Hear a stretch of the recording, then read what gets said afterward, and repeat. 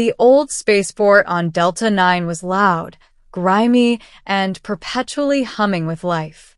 Ships from 100 worlds came and went, each spilling out their own smells and tempers. Somewhere deep in Dockyard Row, beneath flickering lights and leaking coolant pipes, a human engineer named Elias Ward wiped the grease from his hands and squinted at the damaged thruster core before him. He'd been there for years, alone, forgotten, fixing what others broke. Humans were rare this far from the core systems.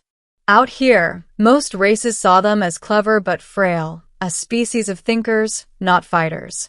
Elias didn't mind. He liked machines more than people. But that day, something unusual stumbled into his hangar. A small creature, feline yet upright, its fur pale as frost. Its leg was bent awkwardly, one joint swelling blue beneath a matted coat. It hissed when Elias approached but didn't run. "Well," Elias murmured, crouching low. "You've had a bad day, haven't you?" The cub growled, showing sharp teeth, but the sound trembled with pain. Its violet eyes watched his every move. "Easy," he said softly, reaching for his medkit. "I won't hurt you." It didn't understand his words, but it seemed to understand his tone. Slowly, cautiously, it allowed him near. He used a micro-welder to splint the fracture and wrap the limb in a carbon fiber brace. When he was done, the cub tested the leg, eyes narrowing in cautious approval. "Good as new," Elias said.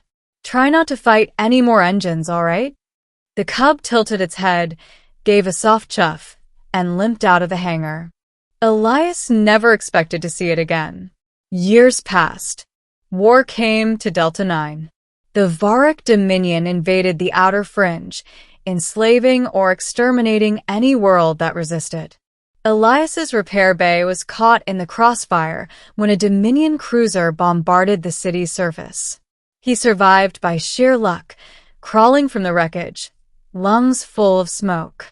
When the occupation began, the Dominion conscripted engineers. Elias refused. He was beaten, arrested, and thrown into a labor camp. Days blurred together. He fixed their machines and tried not to think about the people dying outside the fences.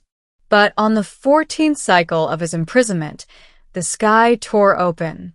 A massive ship, sleek and white, dropped through the clouds like a falling star. Its hull gleamed with light, its weapons glowing faintly gold. The guard screamed, scrambling for cover, but there was nowhere to run. The ramp opened. Out stepped a tall figure, armor shining like moonlight, helmet crested with a silver mane. The warrior carried a long-bladed staff that hummed with restrained energy. The camp commander shouted in the Varick tongue. The warrior didn't reply. She raised her weapon. A pulse of light swept outward, non-lethal, but powerful. Every Dominion soldier dropped, unconscious. The gates shattered open. Then the warrior removed her helmet. White fur, violet eyes, a faint scar along her leg. Elias's heart nearly stopped. He was older now, hair grayer, face lined, but when their eyes met, he knew. The cub.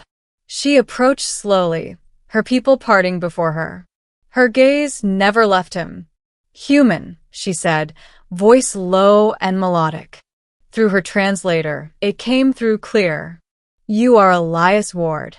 He nodded weakly. "I was." She bowed her head. "You once mended the leg of a lost child in this sector. That child was me, Lyra of the Shi'Tar Pride." Elias blinked. "That little furball?" She smiled faintly.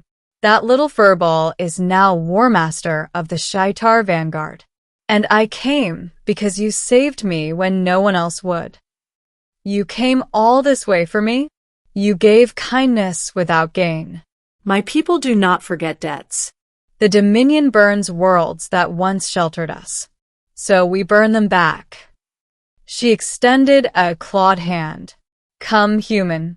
The time for hiding is done." The Shaitar were unlike any species Elias had ever seen. Graceful yet deadly, they moved like living lightning. Their ships were grown, not built, organic hulls of crystal and bone, powered by reactors that pulsed like hearts. They brought Elias aboard their flagship, the Solarii Fong. The interior glowed softly, warm and alive. Your dominion enslaved half the outer fringe, Lyra said. We freed those who would join us. Now we end what they began. Elias frowned. And you think I can help? You are an engineer, she said simply. Your people built machines the galaxy still fears. I have studied your Terran designs. They have logic and heart. She stopped before a massive chamber. At its center rested a weapon unlike anything he'd seen, a core pulsing like a miniature star. We call it the Heart of Fury, she said. But it burns too hot. It cannot stabilize. Elias smiled faintly. So you came for repairs, after all. Her ears flicked back in amusement. Perhaps. For months, Elias worked alongside the Shaitar engineers. He learned their organic technology, their culture built on honor and reciprocity. And he learned that Lyra's people revered him, not as a god, but as bond debtor. To them, a life saved created an eternal link between souls. He stabilized the heart by blending human plasma cooling systems with Shaitar crystal regulators. When tested, it unleashed pure energy capable of disabling an entire Dominion fleet without killing a single being. Mercy as strength, Elias murmured. Then it is Shaitar now, Lyra said quietly beside him. The final battle came above the Dominion capital. Hundreds of ships clashed in orbit, human resistance fleets beside Shaitar cruisers, weapons weaving light across the dark. Elias watched from the bridge as Lyra commanded her forces, every order sharp and calm. When the Dominion flagship appeared, its cannons glowing red, Lyra activated the Heart of Fury. The weapon released a pulse that wrapped the planet in white light. Moments later, every Dominion weapon went silent. The war was over. After the victory, Elias stood at the hangar bay, watching the stars. Lyra approached, armor gleaming under starlight. You have our eternal bond, she said. The Shaitar will remember your name as long as we walk the stars. He smiled. You don't owe me anything. I just did what anyone should have done. She tilted her head. Then perhaps that is why humans are dangerous. You believe kindness is ordinary. He chuckled. And you believe it's a weapon. She placed a hand over her heart. Sometimes it is.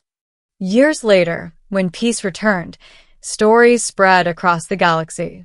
Tales of a human mechanic who once fixed a limping alien cub, and how that cub grew into a warrior who changed the fate of worlds. Few remembered the details. The names blurred. But on quiet nights aboard her ship, War Master Lyra would sometimes look at the stars and whisper, He gave me legs to walk. I gave him wings to fly. And somewhere, on a distant colony, an old human engineer looked up at the same stars and smiled.